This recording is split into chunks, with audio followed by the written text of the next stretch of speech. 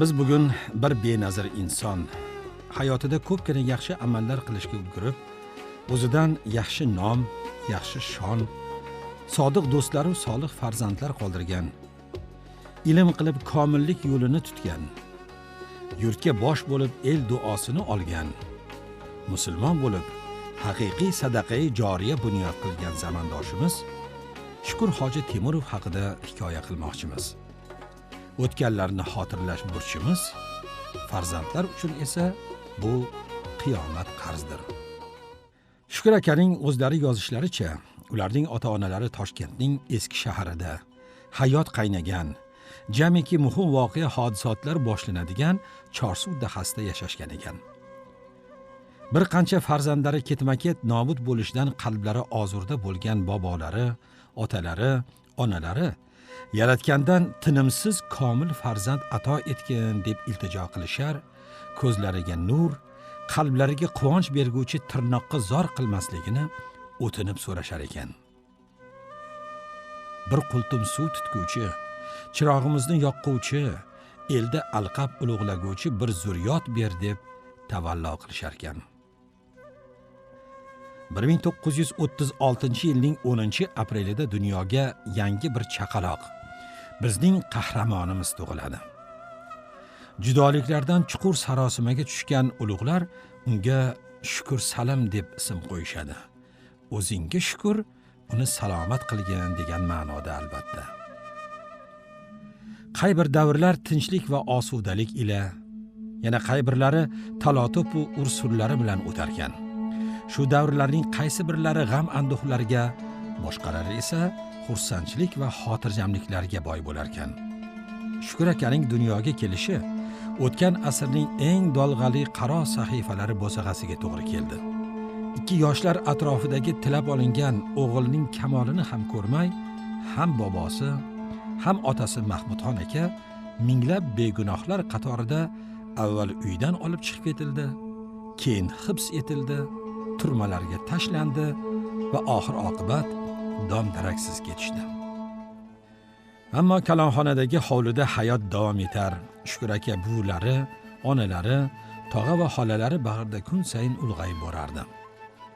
Ota-onalariga beqiyos mehribonlik iplari bilan bog'langan bu yigitcha hayotda kechayotgan barcha yangiliklarga o'ch, to'qnash kelgan har bir sohaga qiziqqan va shu bilan birga eski shahar bolasi degan nomga to'laligicha munosib holda voyaga yeta boshladi.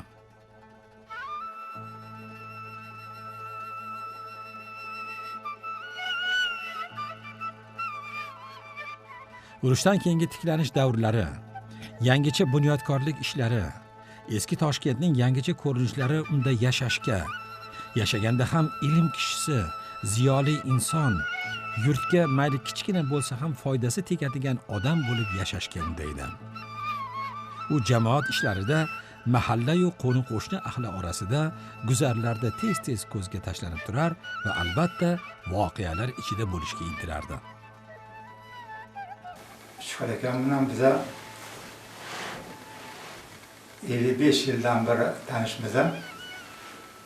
Toshkentdagi 24-maktabda 8-sinfga kelib bitirishgan. Biz o'sha yerda 1-sinfdan 10-sinfgacha o'qigan vaqtda ular bizdan bir sinf oldin o'qishardi.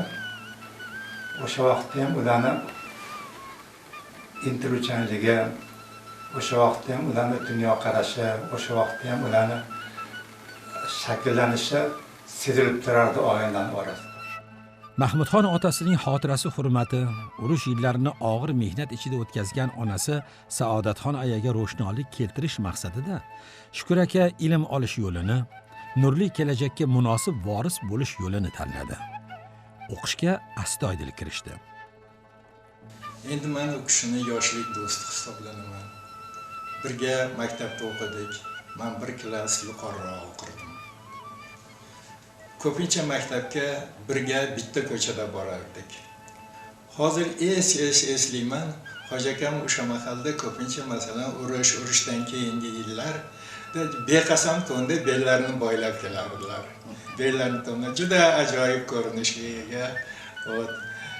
Boshlarida doim tuz to'ppi, shu birga ko'chada birga gaplashib borardik. Vaqtlar o'tib, to'g'risiz o'rta maktab bitirgandan keyin 24-maktab o'qishga keldik. Endi 8-klassdan o'qishni boshladik.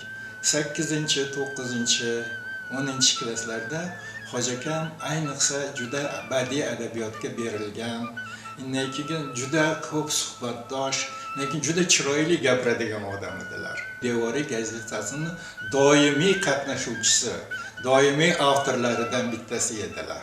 Meni kattaroq sanab gazetani redaktori qilib tayinlashgan edi. Hoji akam zam redaktor sifatida qatnashardilar. Har narsaga qiziquvchi Shukur akaning balog'atga yetgan paytida kasb tanlash ham oson kechmagani aniq. Adabiyotning, jurnalistikaning shaydosi, xalq xo'jaligi talab etayotgan yangi kadrlar, do'stlari kabi uni ham o'ziga tortib turgan tibbiyot sohasi qo'yavering. Maktab davrida do'st o'rtoqlarga ergashib, kasb tanlab qo'yaverish mumkin ekan. Lekin tanlashga kelganda bu o'ta mas'uliyatli pallada haydovchilik kursini tugatgan, bir avtokorxonada mehnat daftarchasini ochishga ulgurgan Shukur aka qishloq xo'jalik institutiga kirib o'qish, yurtimizda jannat makon uzumzorlar barpo qilish va el dasturxonini mevalar bilan to'ldirish ishini niyat qildim. Yangi uzum navlari, ularning hosildorligini oshirish, kasallanishga chidamliligini oshirish yo'lida o'qidi va o'rgandi. O'zbekiston uzumlarini butun dunyoga ko'z-ko'z qilishni diliga tugdi. Institutni tugatib, Toshkent viloyatining xushhavo adirlarida, bepoyon togzorlarda agronom bo'lib ishladi. Bu yerda u uzumlarning ming turli navlarini ko'rib, tanlagan sohasiga yana ham qattiq bog'lanib qoldi. O'zi ko'ngil qo'ygan sohasiga sadoqat iplari bilan bog'landi. Dala bilan birga institut kafedrasida ham faoliyat ko'rsatdi. Ustozlar uning bunday ishtiyoqidan zavqlandilar va unga aspiranturaga kirishni tavsiya qildilar.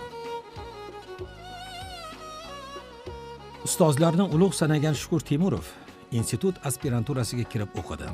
Izlandi, terladi, pishidi, tanlagan mavzusini ochish uchun zahmatlar chekdi.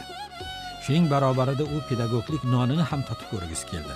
Talabalarga amaliyotdan saboqlar bera boshladi.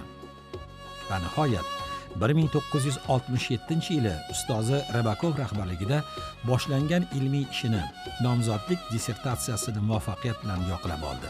Ustozini ham, o'zining ham, unga ilm o'rgatgan qadrdon qishloq xo'jalik institutining ham yuzini yorug' qilib oldi.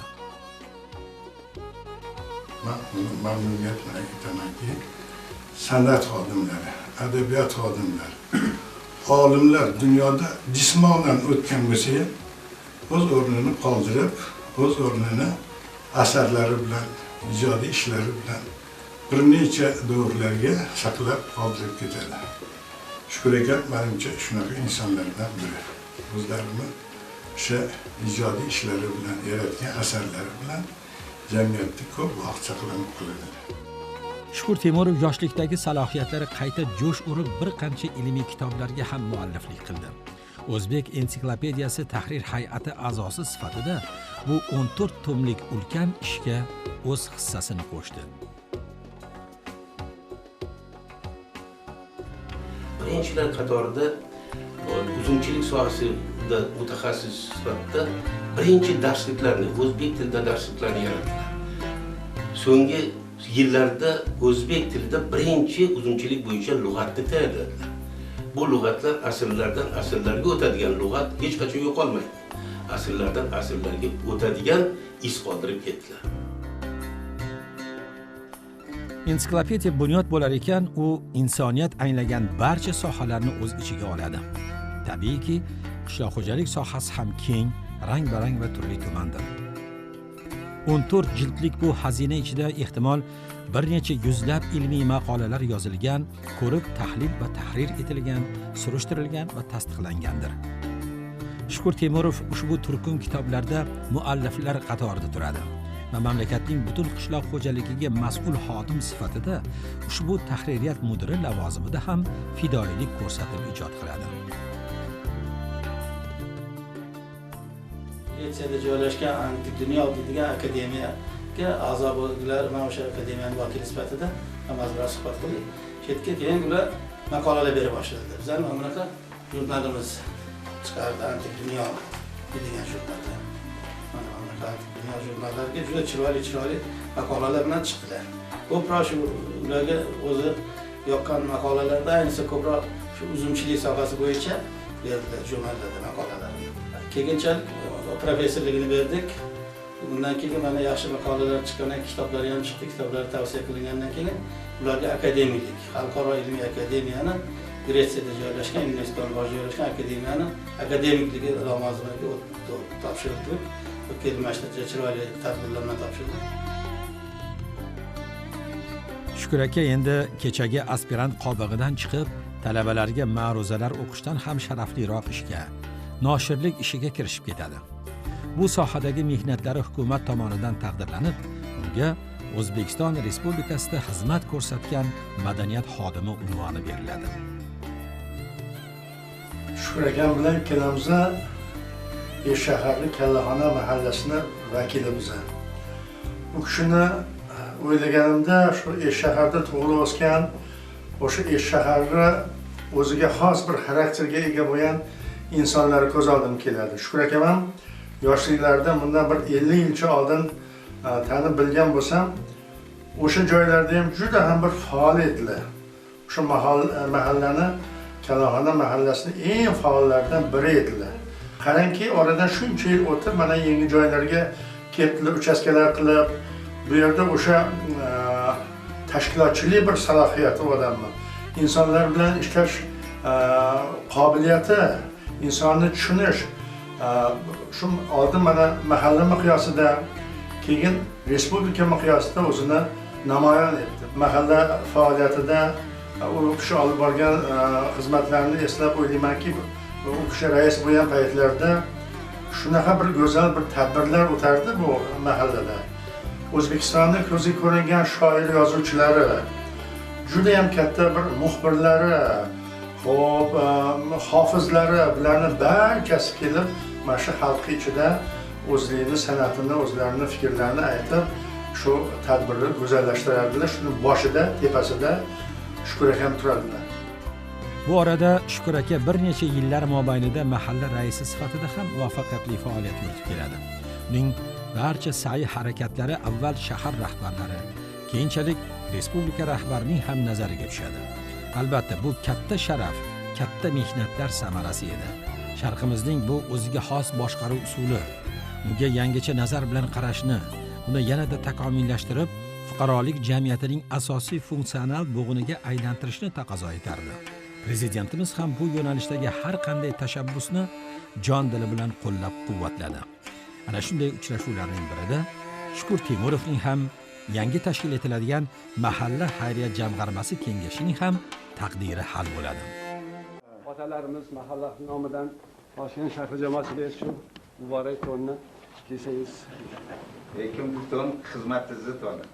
Bu xizmatingiz mana boylab qo'yaman. Odam bunaqa to'rni kiyganda o'zi qandaydir parvoz qilib yurish kerak. Parvozga arzirgan ishlarga yarasha ishlarni boray bo'lsa, bora bo'lsin. Undan esdalik sifatida parvoz qilamiz.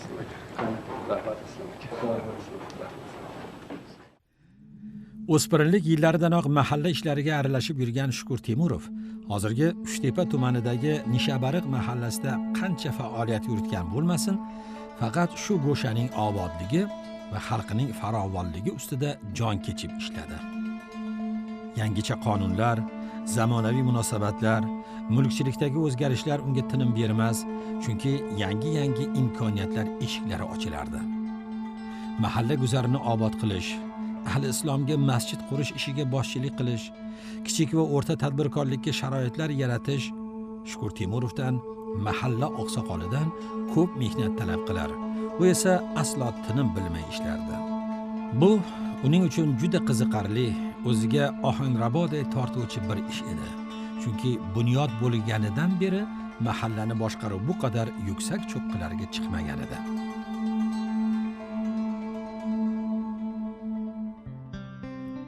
Toshkent shahar mahallalari bilan ishlash doimiy komissiyasi raisi bo'lib ishlab kelayotgan Shukur Temurov endi yangi tashkil etilgan Respublika mahalla jamg'armasi raisi etib tayinlandi. Endi uning uchun bir mahalla ham, respublikadagi minglab mahallalar ham birday qadrdon bo'lib qoldi. Masalaning katta kichigi yo'q, hammasini o'z o'rnida hal etish kerak. Mahalladagisi mahallada, kattaroqlari Oliy Majlis singari katta tashkilotlarda yechimini topadi. Mahalla oqsoqoli rahbarligidagi komissiya o'sha oilani ijtimoiy ahvolidan kelib chiqib, masalan, yo nafaqatni yo moddiy yordamni tayinlasin degan joyi bor. Siz aytgandek, o'sha mashina dadasidan yoki kimlarning qolgandir yoki yurmasdir. Endi qizimni uylantiraman, to'y qilaman deb bir ikkita gilamini olib qolgandir. U gilamni sotib yegan bilan bir ikki oyga chidashi mumkin. Lekin o'sha oilani hozirgi paytdagi ahvoldan kelib chiqib yordam berish mumkin. Adolat nuqtai nazaridan shu narsani hal qilish kerak. Adolatsizlik qurboni qatorida bir umr otasiz o'tgan Shukur aka oilasiga adolat yuzasidan ham mehr, ham e'tibor bilan qarardi. Farzandlarining ish va o'qishlari bilan qiziqar va nazorat qilib turar. Kamoliga yetganlarning to'y hashamlari ustida uyqusiz tunlar bilan boshchilik qilardi. Bu yoqda do'stlari va ish ham qolib ketmasligi kerak. Shuncha tashvishlar orasida Shukur aka mahallasida ziyolilar davrasini ham tashkil qilib, ular bilan tez-tez ko'rishib turar. Gap orasi mahallaning madaniy ma'rifiy tadbirlari ham tashkil bo'lib ketaverardi. Hatto parlament ishiga ham ulgurardi. Hozir mana shu mahallamiz butun jahonga yuz tutib, jahon bizni mahallamizni tajribasini o'rganib va mahallalarimizdagi mana shu siyosiy ijtimoiy vaziyatda jamiyatimizni mustahkamlashda tutgan o'rnini nihoyatda mustahkam ekanligiga ishonch hosil qilib, mahallalarimizga katta e'tibor beryapti, o'rganyapti va o'zi mahallalarimizdan chet el mana shunday jamoat tashkilotlari o'rtasida hamkorlik qilish istaklarini ham bildirishyapti. Shukur aka aytmoqchi, ana shunday hamkorlik va qiziqishlarga javob Angliyadan, uning poytaxti Londondan boshlandi. Bu yerning rasmiy doiralari vakillari bilan uchrashuvlar, angliyalik musulmonlar bilan suhbatlar davralarida O'zbegona mahalla institutining alohida muhim jihatlari, xalqning bunga munosabati, bu institutlarning davlat bilan aloqasi, ularning siyosiy va iqtisodiy maqomlari xususida gap va davra mubohasalari bo'lib o'tdi.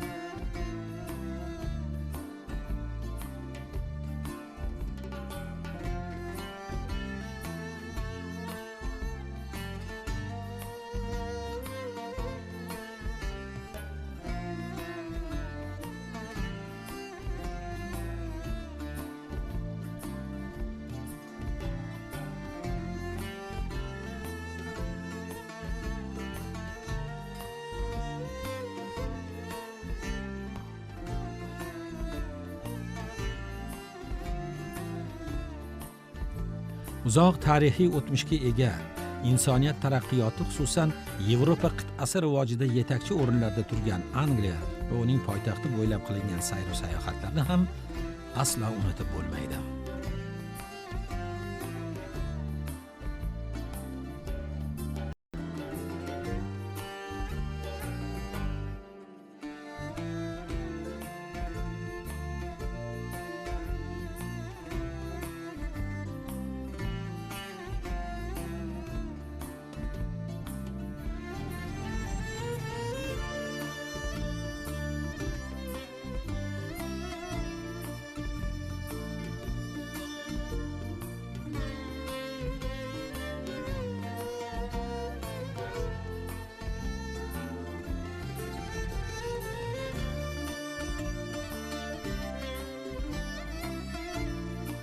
Turli musulmon xalqlari diasporalari rahbarlari va yetakchilari bilan bo'lib o'tgan uchrashuvda yana o'zbegona lutf ko'rsatildi.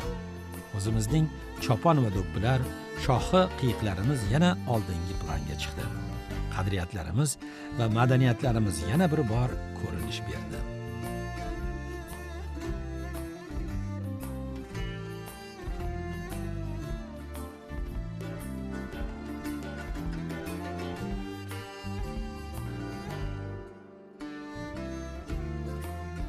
Havaskor tasvirchimiz tomonidan bo'lsa-da tasmalarga muhrlanib qolgan ushbu ko'rinishlarda yurtdoshlarimizning oyoqlari izi o'sha mashhur Shekspir va Bayronlar yashagan tuproqda ham qolganiga guvoh bo'lishimiz mumkin.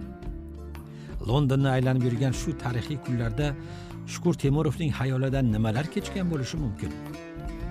Albatta, vatanimiz ravnaqi, uning iqtisodiy yuksalishi, siyosiy o'z maqomiga ega bo'lishi bo'lsa kerak. Kun kelib, yuzlab o'zbek o'g'il va qizlari mana shu Westminsterlarga kelib tahsil olishlari va shu yerda ishlab qolishlari mumkinligini bilmaganliklari aniq. Lekin orzu qilganlariga ishonsa bo'ladi.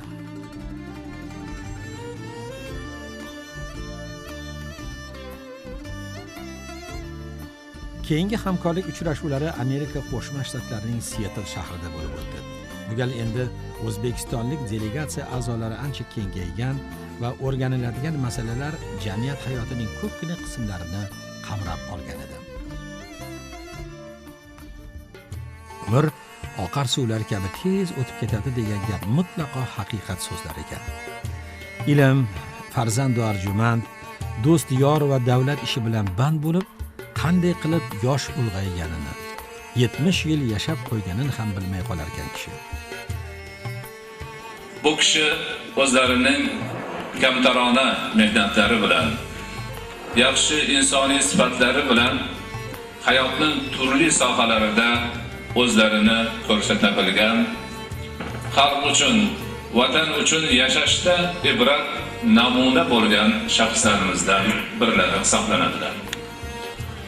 70 yillik umrlari davomlarida juda ko'p hodisalarga duch kelganlar, ishtiyoq bilan mehnat qilganlar, halol pok yurish harakatida bo'lganlar, umrlarini turli so'qmoqlarida turli vaziyatlarga duch kelganlar.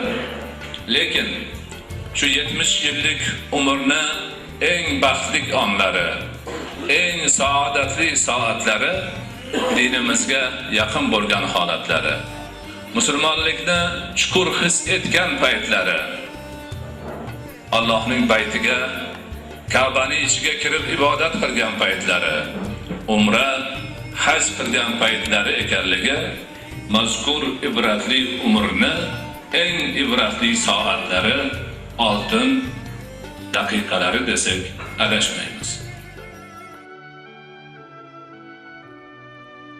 Mamlakat mahallalari oqsoqoli vazifasida ishlaydigan odam albatta diniy masalalarni ham hal qila olishi, bu sohada ham past va balandni tanigan bo'lish kerak. Aks holda odamlarni ergashtira olish, ularning ko'ngliga yo'l topa olish nihoyatda mushkul muammo bo'lib qoladi. Shukur Temurov respublikamiz rahbarining davlat tashrifi tarkibida Saudiya Arabistoniga safarda ishtirok etishga va yurtimizdan borganlar bilan birgalashib din arkonlarini bajarish baxtiga muyassar bo'lganlardan. Illo bunday oliy sharaf har kimga ham nasib etavermaydigan ulug' ne'matdir.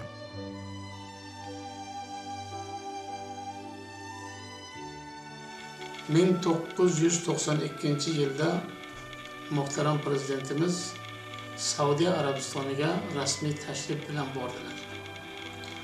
Ana shu tashrif doirasidagi delegatsiya ichida Shukurla Hoji akam ham va Kamina Faqir ham bor edik.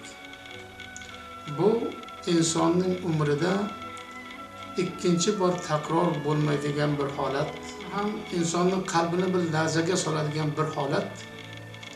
Ka'baning tillo eshiklari ochilib, Ka'baning ichiga kirib, Ka'baning ichida 2 rakat namozni o'qishlikka barchamiz musharraf bo'ldik. Ana shunda Shukurla Hoji akam ham birga kirib, Ka'baning ichida qalbi qaysi tomonga tortgan bo'lsa, ana shu tomonga qarab 2 rakat namoz o'qigandilar. O'zlarining dillaridagi hojatlarini Alloh taboraka va taolodan so'rab qolgan edilar. Duolar qilamizki, Parvardigor Hoji akamning ruhlarini shod, qabrlarini nurga to'ldirib, xonadonlariga fayz baraka berib, oilalari kennoyimizga, farzandlariga, nabiralariga sabr jamil berib, ularning xonadonlarini barakotlarga o'zi to'ldirgan bo'lsin. Umuman 100 yillar mobaynida millionlab hamyurtlarimiz armon qilgani Arabiston diyoriga qadam yetishi. Faxt timsolida bu qadim yurt podshohining qo'lini olish, uning tomonidan uyushtirilgan ziyofatning taklif etilgan aziz mehmoni bo'lish 30 millionlik xalqimizning yana nechtasiga nasib qilgan ekan. Yana davlat hokimiyati rahbarlari bilan uchrashuvlar, vatandoshlarimiz bilan diydorlashuvlarni aytmaysizmi? Ammo bular qanchalik muhim va sharafli bo'lmasin, oliy maqom amallardan biri Ka'batullohga borish, umra amallarini bajarish, savoblardan bu dunyoda bir olam armonlar bilan ketgan bobosi va otasi Mahmudxon akalar ruhoniyatiga baxshida etishdek shodliklar turardi. Alloh bu niyatlarni ortiq bilan ado etishga musharraf qildi.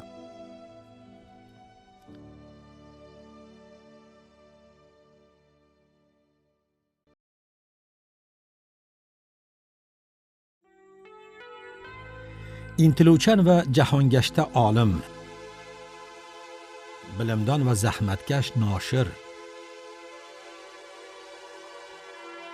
tadbirkor va tashkilotchi rahbar, talabchan ota va mehribon doda, sadoqatli do'st va usta shaxmatchi.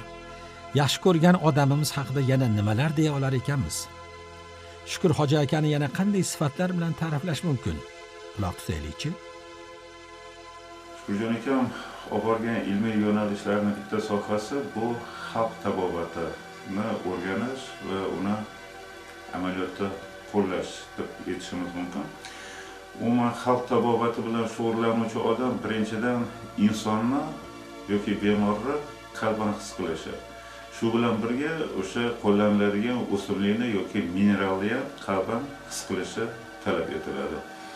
Shukurjon akam shu o'rganishlar asosida bir nechta retsepturalarni shaxsan menga qoldirib tavsiya qilib ketganlarki, men o'rni bo'lganda ularni boshqa odamlarga tavsiya qilaman. Ular bundan foydalanib, hozirgi bir qancha zamonaviy dori vositalari samara bermagan holatda mana shu ularni tavsiya qilgan retseptlari, ularni tavsiya qilgan texnologiyalari bugungi kunda ishlab turibdi. Shukur akada bir hech kimda yo'q bir fazilat bor. Shu kishini bir qadam tashashlarida odamlarga qarab gapirganda qanaqadir bir jo'shqinlik sezardim. U kishi haligi jussalari tuzilishi sportivniy dedi, sportivniy. Yurishlari chaqqon edi. Yonlarida yursak, masalan, yosh bo'lishimiz qaramasdan ulgurmasdi vaqtda. Tez yuradi. Hoji aka, siz meni pirim bo'lasiz. Sizga ishonib ishlayveramiz deb Hoji akani ko'ngli olishga harakat qiladi. Bu kishi mana shu gapga 10 barobar yoshlik bevaqt o'tib ketdilar. Lekin yaxshi ishlari qoldi. Yaxshi nomlari qoldi. Yana bir-biridan go'zal o'g'illari qoldi, qizlari, nevaralari qoldi. Ilohim mana shularga ularga bermagan umrni ularga bersin. Ular ham katta inson, yaxshi insonlar bo'lsin. Biz mana shu Hoji akamning zurriyatlarini, rohatini, baxtini ko'rib biz ham xursand bo'layapmiz. Shuncha yil ulfatchilik qilgan bo'lsak, ulfatlarimiz ichida Hofiz Hakimjon aka Fayziyev bo'lardilar. Ular bilan birga Shukur akam likopcha shertib mumtoz qo'shiqlarni xirgoyi qilganlarida biz ulfatlar hammamiz maza qilib o'tirardik. Mana shu davrada bo'lib, shu davrada ularning suhbatidan bahramand bo'lganimdan o'zimni baxtli hisoblayman. Biz doim shularni yo'lidan borib, ularga o'xshab yurishga harakat qilib, faoliyatimizni ana shu yo'sinda olib borishga harakat qilyapmiz. Shukur Salim Temurov bilan biz qadrdon do'st edik. Bu kishi ko'p hozir bilimdon, mehribon do'stlarni faqatgina ko'rganda quvonib emas, ko'rmaganda sog'inib yuradigan va bizni boshimizni qo'shadigan, ko'p tadbirlarni uyushtiradigan ko'p tadbirlarimiz ustida turadigan inson edilar. Bu kishi adabiyot san'atni yaxshi ko'radi. Nihoyatda so'zga zarif inson edilar. Zarif so'zni qadriga yetadigan va nozik tushunadigan va nozik so'zlaydigan inson edilar. Men bu kishini tabiatan shoir sifat inson o'yladim. Bundoq insonlarni dunyodan ketdi deb bo'lmaydi. Bundoq insonlar do'stlarini xotirasida, farzandlarini qadrida, yodida hamisha saqlab. Shukur aka ajoyib farzandlar qoldirdilar. O'zlarini bu tabarruk juda ko'p ishlarini qatorida ana shu farzandlar u kishini ishlarini davom ettirayotgan.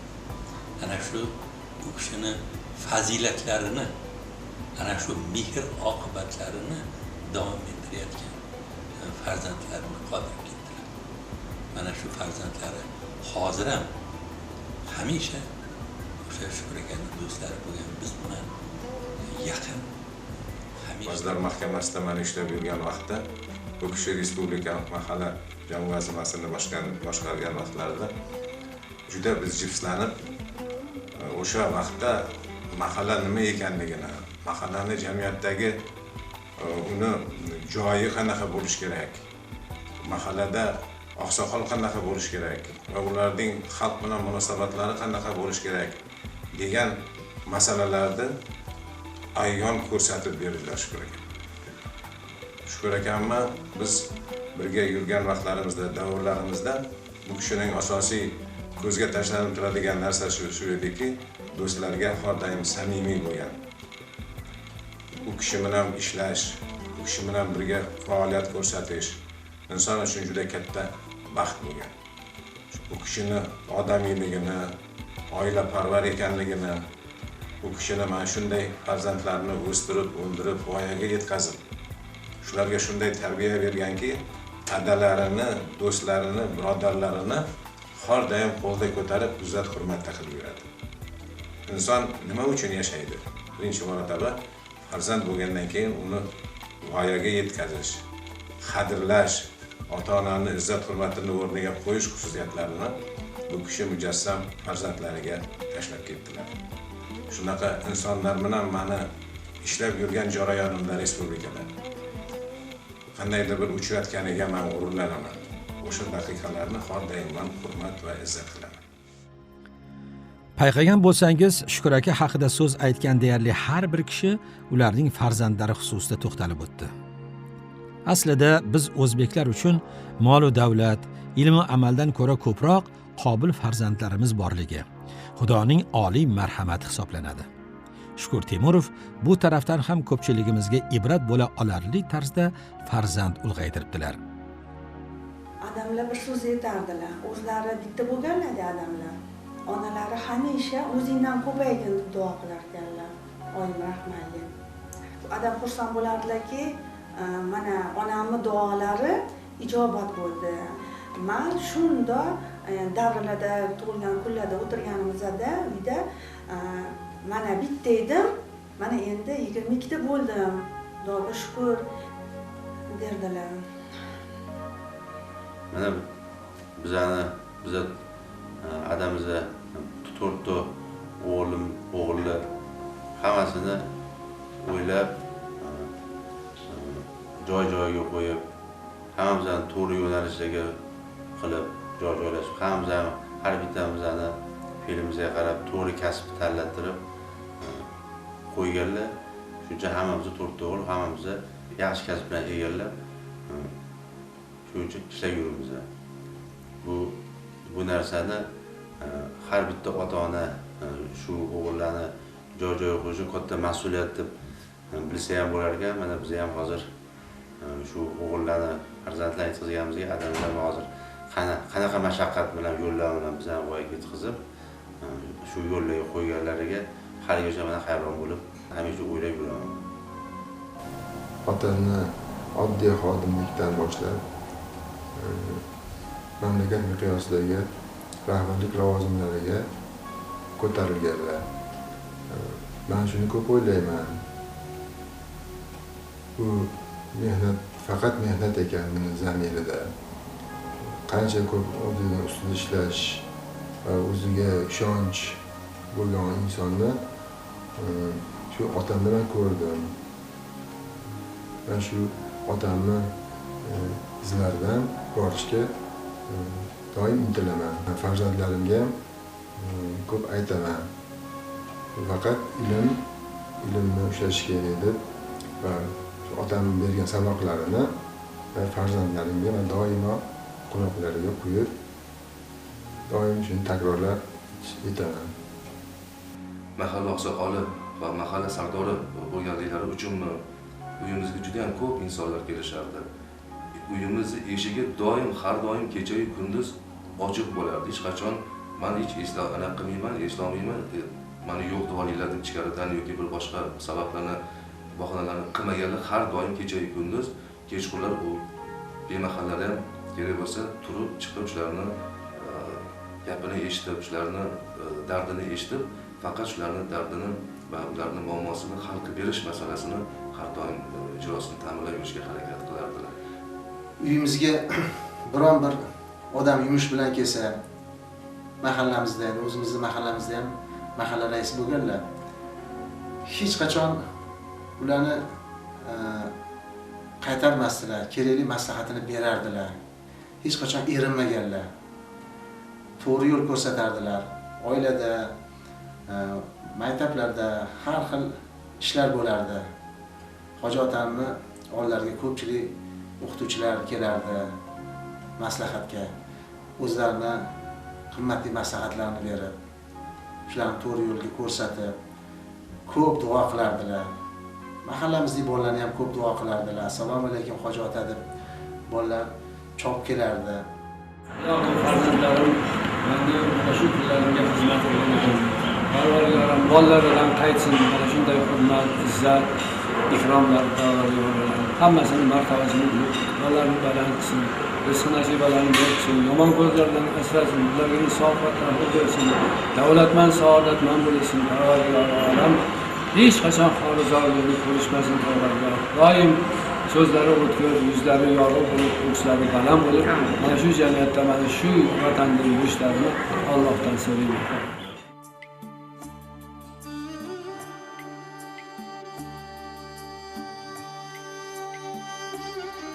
Albatta, ota-ona duosi eng oliy rutba. Duo farzandlar uchun misli qo'sh qanot. Lekin pand va nasihat, saboq va o'gitlar ham borki, ota o'tganidan keyin ham farzandlarga yo'l ko'rsatuvchi mayoq bo'lib qoladi. Shukur hoji aka kitoblari sahifalarida mana shunday o'gitlardan birida: "Ey farzand, bu dunyoda men qilgan yaxshi amallardan aqalli bitta bo'lsa ham ko'proq yaxshilik. Men qilgan xatolardan aqalli bitta bo'lsa ham kamroq xato qilishingni istardim" deb yozadi. O'ylab qarasang, oddiy so'zlarga o'xshaydi. Lekin bitta Shukur aka 24 taga ko'paygan bo'lsa va ularning har biri bittadan orttirib yaxshiliklar qilib ketishsa, dunyo guliston bo'lishiga shubha yo'q. Illa Shukur aka aynan mana shuni bosh maqsad qilib olganliklariga chin dilingizdan ishonasiz. Yana ishongimiz keladiki, o'g'illar ushbu kitobni tez-tez o'qib, otalari bosib o'tgan umr yo'llarining mazmuni bo'lmish ushbu o'gitlarni o'zlariga dasturul amal qilib oladilar.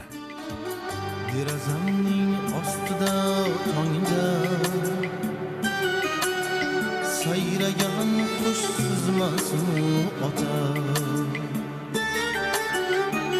Derazamning ostida tongda sayragan qush suzmasmi ota. Yotonimga ko'klam mozorda yopishgan gul suzmasmi ota. Yotonimga ko'klam mozorda yopishgan gul suzmasmi ota. Neyimdirki dunyoda yo'qsiz,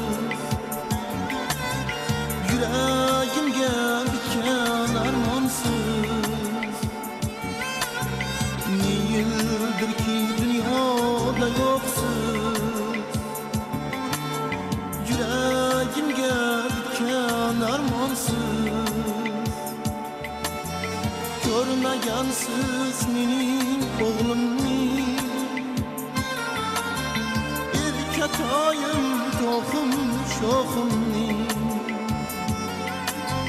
ko'rmagansiz mening o'g'lim